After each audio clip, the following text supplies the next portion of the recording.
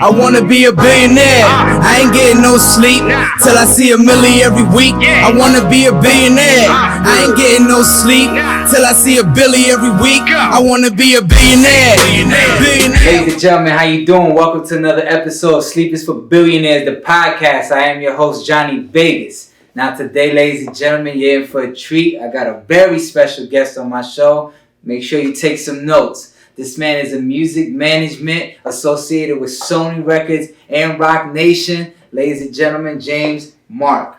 How you doing, King? Pleasure. Appreciate your existence, my brother. You know, I know we've been trying to get it right, get you over here for the last, I don't know how many months, but we made it happen. That we did. That's what's up, man. How you doing today, bro? I'm good, man. Today a good day. Yeah? Yeah. That's what's up. Every day above ground's a good day, right? Yeah, you ain't lying. Absolutely. That's what's up. Well, the concept of this show is to get insider information for those looking to be in your position. So you in music management, I kind of wanted you to shed light on the entrepreneurial side of what got you, they even thought of being in this business, making it a success, and then your plans to maintain for the future. But before we even start with all that, man, where you from? I'm from Washington, D.C. Okay, that's what's up. Shout out to D.C. Okay. Yeah, that's right. So you was into music back in D.C. as well? Yeah, okay. Absolutely. Okay, well, tell me about that story, man. Like, were Well, you rapping? What were you doing? No, none of that. No, we had, as teenagers, man, we had this line of music genre of music called go-go. And Okay. one of my best friends. Was that like for the strip clubs and all that? No, Go-go? no, Okay. It was its own genre. It's like Jamaican music, like reggae for Okay. Jamaica. You know what I mean? Uh-huh. That was our go-go was our music for the DC natives. You know, Okay. it was our thing. You know what I mean? And it was a vibe. My best friend when we was growing up, he was a Congo player for a group called Rare Essence. So Okay. I got into it. You know, front tail. So Yeah, it was like, yeah, wow, yeah. well, you know, there's a whole movement going on. So I was like, yeah, I like music from that point. You know what I'm saying? Okay. And how old were you at this point? I like 15, 16. Oh, okay. Yeah. Okay, gotcha. So when you were in school, you had these. What was your like first dream before even getting into music management? I mean, what did James Marks want to be as a kid? Yeah, I don't know. You know, you meet friends and they sing. You know, we really wasn't rappers. We could rap. Yeah. That was just a talent back then. You know what I mean? Ah. So we didn't compare to the KRS Run, the real rhymers. The you know what I'm saying? pioneers. Yeah. So we would put together a couple of flows, but we'll mix it with R&B. You know, I was heavy R&B growing up. You know, Like singing? Yeah. Okay, that's what's up. You sang at church? No. Nah, just sung just to sing? No, it was like competition. You know, like nowadays, you know, you see who the best at the PlayStation thing, those 2K games. Yeah. We would have sing-offs. You know what I'm saying? Yeah. So that was our thing. That's what's up, man. Oh, so when you say R, you were in a group? Yeah. Oh, okay. So the other groups across town, we'll meet up. We'll see who can turn out the crowd. You know what I'm saying? Okay. Yeah, it was a little vibe. You know what I mean? That's what's up. So that's when you would say you fell in love with music. Yeah. When I saw what music, really the ladies, when I saw what singing did to the women, it was like, yo, I think I want to sing. You sing the panties out. Yeah. What's up? Yeah, nah, that's cool, man. Okay. So tell me, when did you see this as being a business for you?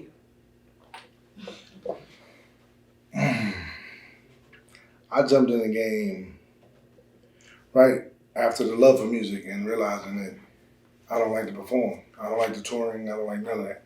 But you did do that. Yeah, I did. Ah. I didn't like it. I didn't like being constantly on the road. I didn't like none of that shit. So I was like, you know what? Maybe I should find a new angle. And at that point, writing, production, engineering all came to play. Like I can be involved without being the one with the mic in the hand. So I took a little step back and did that for a while. So, but what made you decide, like when you were performing, doing these tours, like what made you say this wasn't for me? Because somebody would jump at that opportunity. I know I would. So it was like, why wasn't it for you? What didn't you like about it? I was really focused on money at an early age. Got it. The artist wasn't getting it like I want to get it. You know what I mean? So through the transition, you talk to a lot of people, and the common medium was the manager, the one who connected the dots. I said, I want to be that guy, because it doesn't tie you to one situation. As a manager, I can manage 20 artists, take 5 to 10% from 20 artists. Some might have traction, some might not. Mm-hmm. But it keeps you working. Mm-hmm. You know, you manage one person and it slows down, you actually stagnate. Mm-hmm. You know what I mean? So that's what I took to management. I like the fact that I can keep working. Gotcha. Okay. So, what makes a manager's job easy when it comes to dealing with artists? If the artist is overly in love with themselves and their music and their artistry and their creation, and they're willing to help the manager get that push that he needs to be effective. Mm-hmm. Okay. Can you elaborate more on that with what the artist needs to bring to the table and the type of person they need to be in order to make your job easier? If your manager works harder than you, you're A liability. a liability at that point. Mm-hmm. Now, if you work harder than your manager, it's kudos. Mm-hmm. You know, and a lot of artists forget the manager is not supposed to finance the project. But I do it because I found a way to manage the project, finance the project, and get more of a return back. Mm-hmm. You know, some managers just want, hey, I just want to manage. I don't want to get involved in the investment part of it. Mm-hmm. Okay. So, as a manager, your job is to find opportunities for the artist to make money. Absolutely. And does that include marketing and promotion as well? It shouldn't. Okay, so that tells me you do that as well. So you're like a one-stop shop. Yeah. I'm like a record label operating as a management company. You know, I can do from getting artists signed to keeping artists with me and providing the same stability, promotion, and marketing as the majors. Mm. So, but you have to be that elite artist, the one who loves music, passionate about it, and understand that the financier must be recouped. Got it. Okay. So what can an artist expect, when they sign to James Mark Management? What an artist can expect. First of all, the artist has to be really prepared to get on this journey. Mm-hmm. Meaning no girlfriends. Girlfriends are a hindrance. Boyfriends are a hindrance. Everybody outside of the management team on the artist part has to be about the artist winning. Mm-hmm. You know what I mean? Mm-hmm. From the mom down to the little baby brother. Mm-hmm. Everybody got to be on the same road, same direction. Because any tension, you can lose. Mm-hmm. One person not doing their job is over. Mm-hmm. Have you ever had a situation like that where you signed someone and, one person out of the whole group just wasn't falling in line with the direction and kind of made everything tumble? A couple of times. I mean, that's actually the most familiar. Mm. That's going to happen more times than the win. Yeah, the win. Yeah. Yeah, this is not a, I'm down. I'm about 2-12. You know what I mean? Yeah, okay. Like the Cleveland Browns over this morning. You know what I'm saying? But, nah. I found my little Odell. You feel me? Mm-hmm. There you Found go. me a little Baker. You feel me? Okay. I mean, we getting together. Yeah, we gonna make a run for it. You feel me? That's what's up. So we have traction now. So that's what's important is the work that we all put in is now shining light on it. Mm-hmm. Yeah, so I see you got famous Kid Brick signed to Warehouse, which is under Roc Nation. Correct. Shout out to Memphis Bleak. Shout out to famous Kid Brick. That's my guy right there. So how did you even discover Kid Brick? Because I know he was grinding, but how did you catch wind of him? Honestly, it was 2012, 2013. Okay. I lived in Vegas, and my sons, I had boys in Tampa, Florida. Mm-hmm. And they were like, hey, Pop, hey, there's this dude I have blowing up. And I said, they talked so highly of him, Mm-hmm. about 6-7 years ago. And I'm like, yeah, right, whatever. Yeah. You know what I'm saying? And then I came down, I checked him out, and he had a song called I'm On It out. I'm on it, yeah. Remember that? It was actually, from my perspective, from the music sense, it was beautiful. Yeah. Somebody had that much energy in one city. Mm-hmm. I was like, yeah, I want to be a part of this. You know what I mean? I got in at the bad time. I flew in. I offered what I knew of his team. I offered his team a little money, and they was like, nah, we Gucci. You got it, man. And, I'm a patient man. Mm-hmm. You know? Mm-hmm. So I waited. You know, when that died down, and you know, I came and got my chance in 2017. I said, "Hey, you remember me?" Yeah. He was like, "Yeah, I remember you." I said, "Hey, let's do something now, man. What you got working on?" He ain't have really nothing too much going on that he was happy about. So I said, "Hey, let me slide in this management. You know, give me 12 months. You'll have a deal." Mm. You feel me? I was certain that I can get him signed. Mm. You know what I mean? So I did that within 12 months. That's what's up, man. Okay. So how did you get the connection with, you know, Sony and Roc Nation? Like, I'm sure through the journey you made your connections, but, you know, tell me that. Tell me that grind. Well, you know, you in the whole time I've always been a writer, producer. Always been, you know, I connect this producer with this writer. You know, we create something beautiful and we put it out.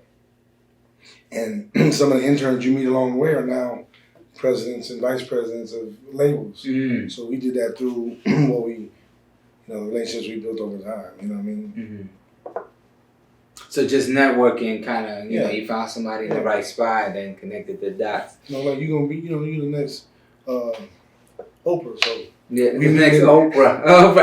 Hey, you know what? It's a compliment. I know what you meant. That's what I'm saying. Yeah. We, you know, I'll take David Letterman. Let's say David Letterman or something. Thank you. Thank you. Appreciate it. They just don't expose his wealth. Yeah, right, exactly. Yeah, but no, when you meet people on the come up, on the grind, you know, people that used to be on like Buckwheat, used to be on the street team, and now he's in the station. Yeah, he's where you need to be. Right. That's that relationship is important to especially musicians in that city. Mm-hmm. You know, building a relationship at the ground up, Mm-hmm. at the ground level, and maintaining a good relationship, good rapport.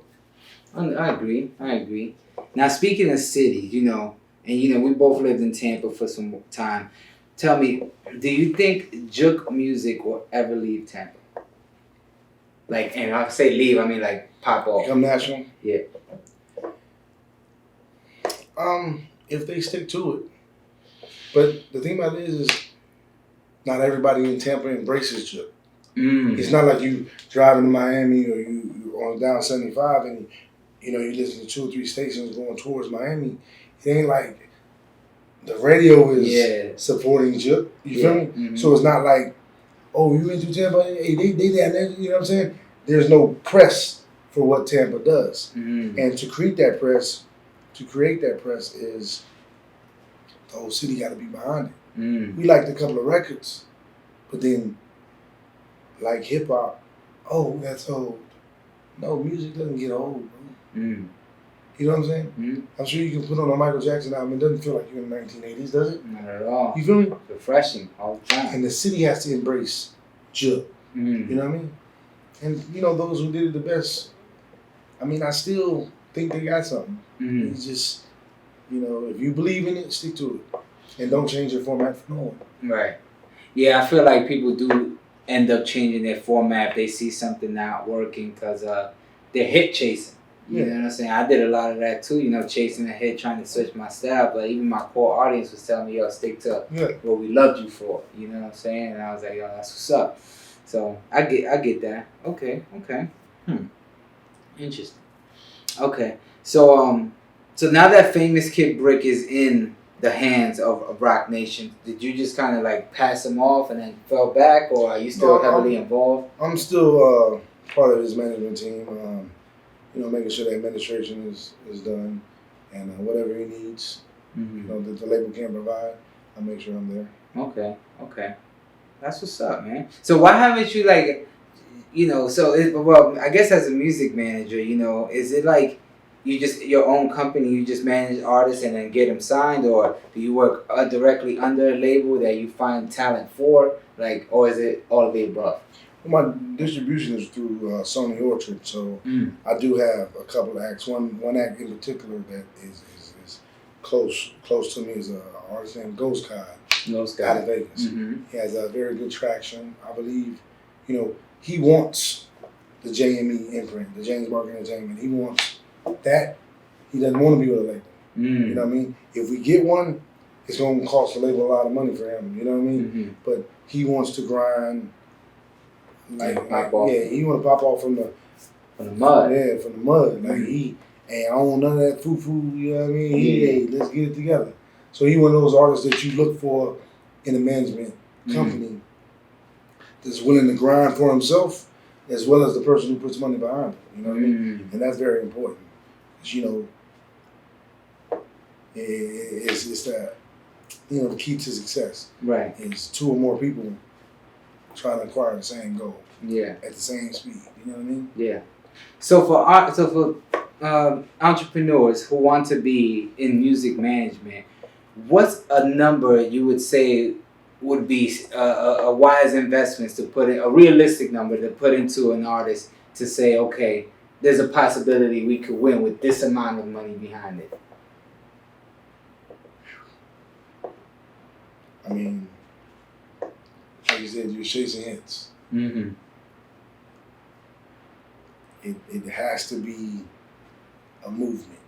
Mm-hmm. If this person comes to you with a Jip style record and you favor Jip and you know little cities that, hey, I can present you to these cities, my DJs, my radio personnel, my PDs, and they will embrace me with my connection and move this movement, get this movement moving forward. Probably about, you know, $100 grand. Mm-hmm. That's minimum. I mean, if you ain't got $100 grand, hey, you should go apply at McDonald's, Burger King, or something. And you got to be willing to throw that $100 grand in the trash.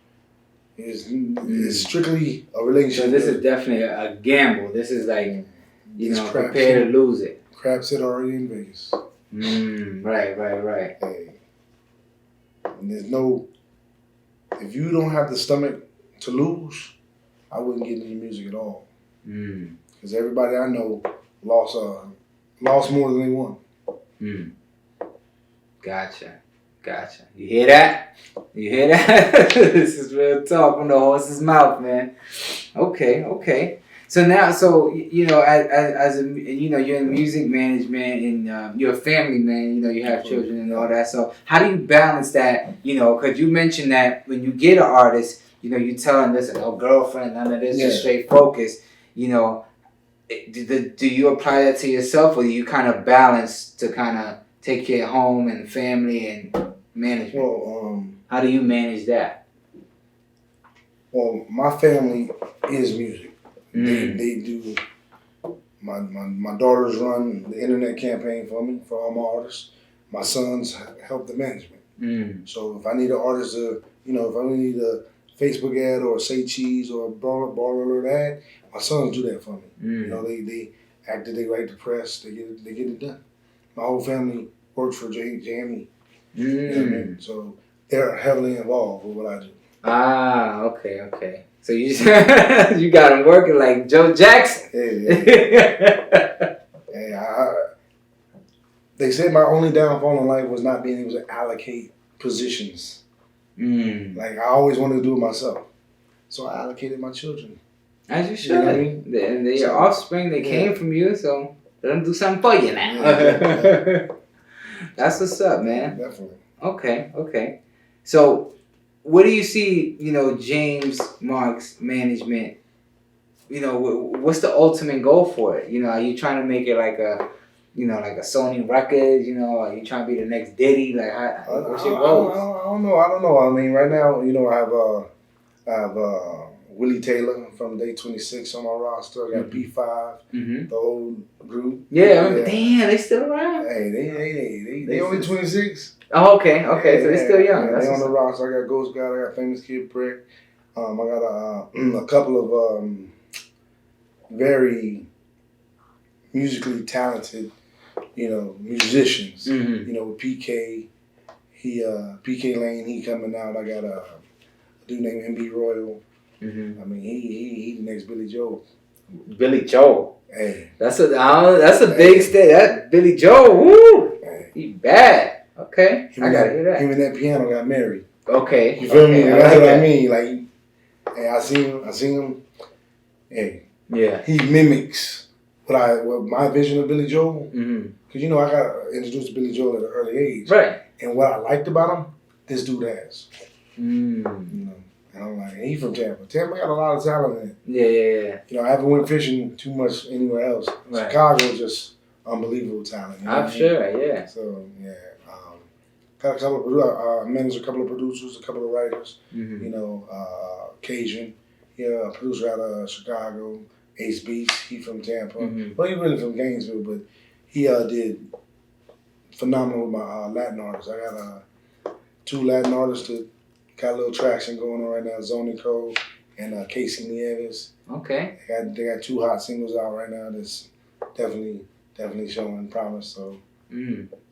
Okay. So Okay. the Diddy thing, I don't know because you know it's a different time, different era. Mm-hmm. But my ultimate goal is for everybody to be happy, everybody to be making money from music, and we move as a unit. You know what I mean? That's my ultimate goal. Okay, I like that. Tell me, how do you think the streaming era affected the music business? You know, do you think it helped it? Do you think it didn't? Okay, tell me more. Streaming is the forward of music. You used to walk and take horses and donkeys. Now they put 4 wheels on you. You get somewhere faster. And I think streams is that kind of information and turning point to a new generation of music. Okay. But what I mean, yeah, I guess so, because now that I think about it, you know, before streaming, you know, there was piracy. Yeah. Basically, people would download, taking your shit. You know what I'm saying? Before that, it was CDs and tapes and all that. Sure. So it definitely was an upgrade. It definitely keeps the artist's music protected. You know, as long as those websites aren't available, you can download it. I mean, they still are. That shit. But anyway, that's another story. But okay. So you think it helped it? Yeah. All right. So tell me. So without giving too much of the secret sauce on how you know get the formula going for these artists through streaming, you know, how is that? Well, explain that marketing strategy to where you can almost guarantee an artist to be successful through the streaming without giving too much of the secret sauce. It depends on what that level of success is to that artist. Okay. If it's money, streaming is your answer. Being popular will never change. Being famous will never change. You gotta get your ass out there and work. You're going to be famous. Every time you sit in your house and you playing the game, you won't be famous. Nobody gets famous from playing the game in music. You feel me? So anytime you have a moment, you should hit the streets. If it's just shaking hands, I tell people you can guarantee your own platinum by shaking 1 million hands. If you shake 1 million hands, you can almost guarantee that you'll go platinum. Right. So that's what I tell all my artists. Don't talk numbers to me. If you don't know 500,000 people, don't talk gold to me. You got to make sure you know 500,000 people. If you really want to go gold, you got to make sure you know 500,000 people. Touch them. How you doing? I'm so and so. This is my music. Do you care to download? Do you care to give a listen to? If you haven't did that to 500,000 people, don't expect to be gold. Yeah, I gotta get hungry, man. You gotta want it bad. You gotta go back to those old school rules. Before Twitter and Instagram, there was the streets, word of mouth. Yeah. You know, so now I definitely get that. Okay.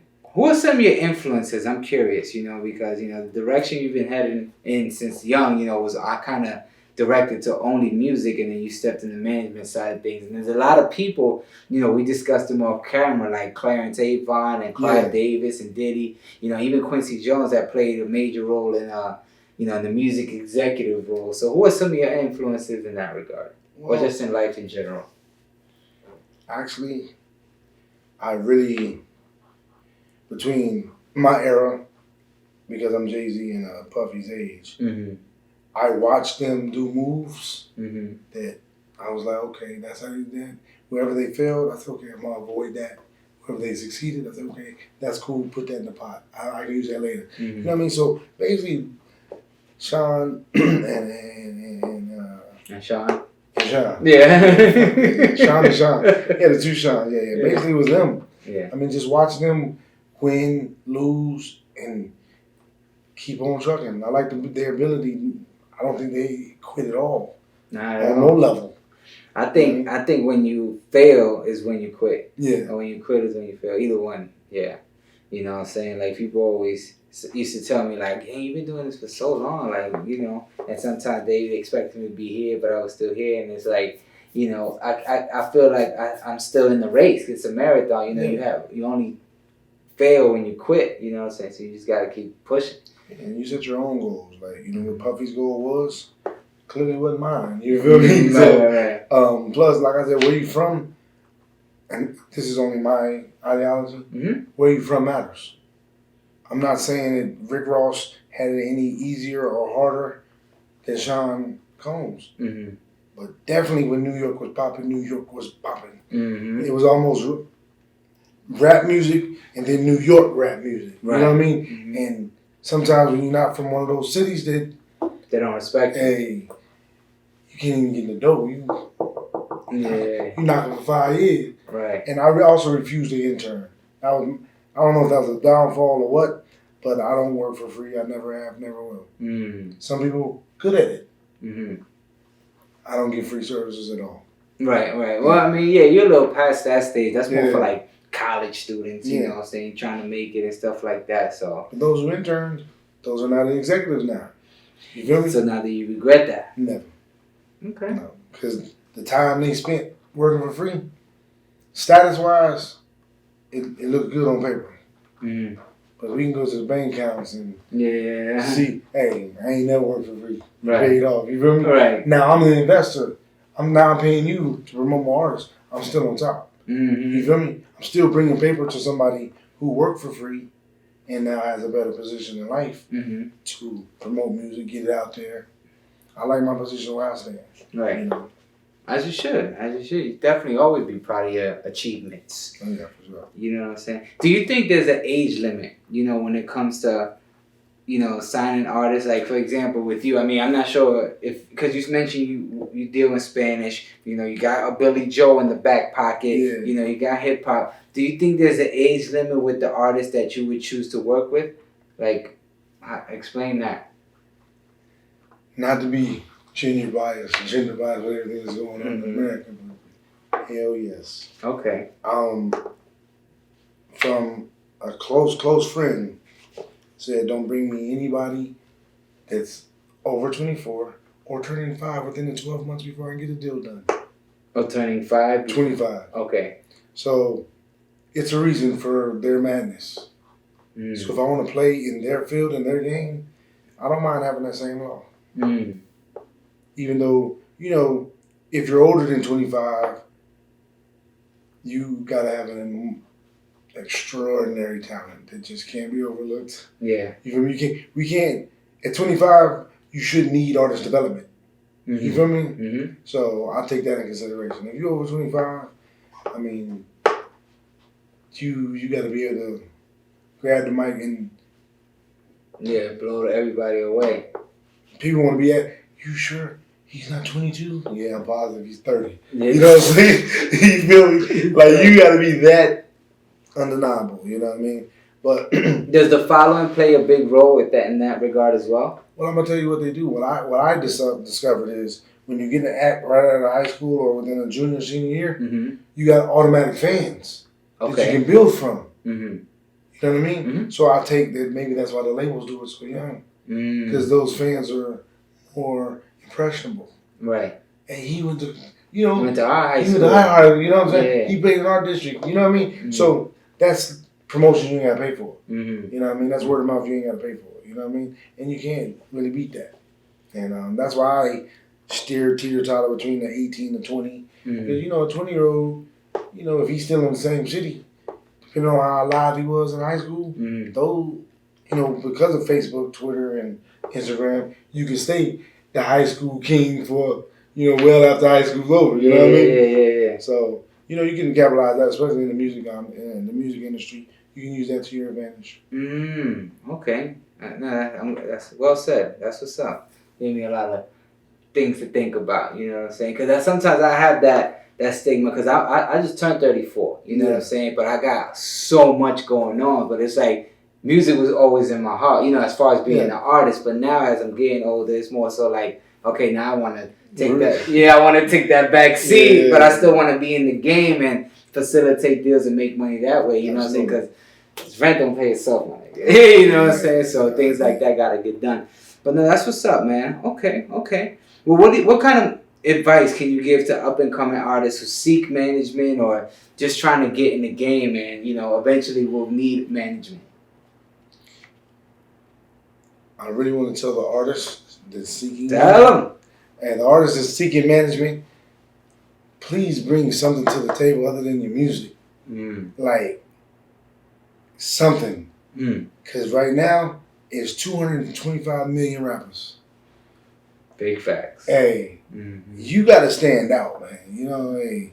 Hey, instead of meeting on top of the Empire State Building, say, meet me up here, I'm here. You know what I'm saying? I'm sure you guys can get a kite, jump off. Hey, do something. Yeah. You know what I mean? Because we out here putting up real money for your talent and your love and your passion. Because, I don't have a passion to rap. So when you come to me with the passion to rap, have something else other than music. Like, what are you providing for yourself before you ask for a manager to come in and join your team? For what? What are we joining? You know what I mean? Somebody who got some MP3s on the email. You know what I'm saying? Nah, man. Hey, bring something else to the table. You know what I mean? That's most important. Music is not just about the music. The character, the groundwork you've done. You know what I mean? For some reason, people with 200 followers want management. I'm not gonna knock them. Hey, good luck to you. But that 200 followers shows me you ain't working hard enough. And it's free to get a follower, right? Right. So that's my advice. I agree. Well, I want to thank you for coming through, James. I'm saying you gave some great advice today, man. Yeah. Even some for myself, you know what I'm saying? Because I asked questions that I had unanswered. Oh, okay. As well as what people were telling me to ask you as well. Because I told them, I had a music manager coming through. Okay. And they submitted some questions. So, again, I want to thank you for coming through. I wish you much success in all your endeavors. And hopefully we can work together in the near future as well. Thank you for tuning in to another episode of Sleep is for Billionaires, the podcast. I am your host, Johnny Vegas, the ultimate James Mark in the building. Let the people know where they can holler at you and submit their talent. Okay. Yeah, you can holler at me at James Mark 24, and you can get